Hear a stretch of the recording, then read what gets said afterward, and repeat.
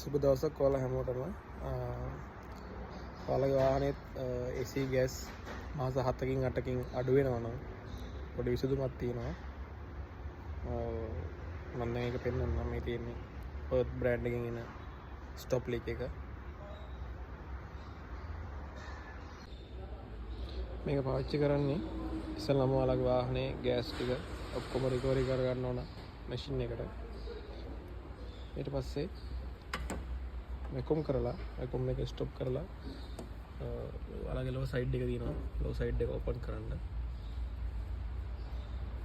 විනාඩි 15ක් වැකුම් කරලා තියෙන මේ වාහනේ.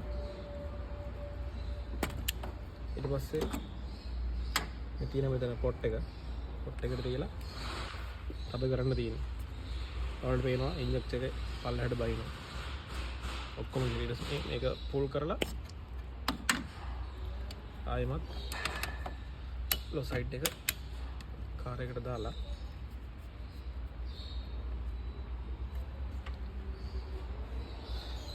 ආයෙ ඔයාලට තියෙන වාහනවල ගාලා දෙන මෙතන අවශ්‍ය ග්‍රෑම් ගන්න. මේක ග්‍රෑම් 500යි. තව ග්‍රෑම් 15ක් ඇඩිෂනල් දෙන්න පුළුවන් අපිට.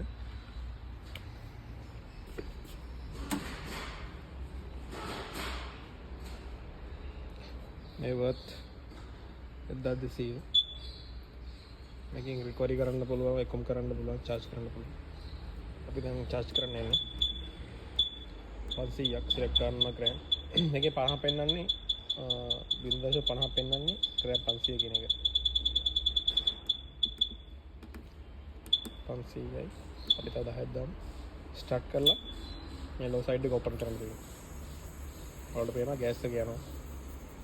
ඉතින් ඔයාලගේ වාහනේ මෙහෙම තියනවා නම් මේ ට්‍රීට්මන්ට් එක කරගන්න සාර්ථකයි.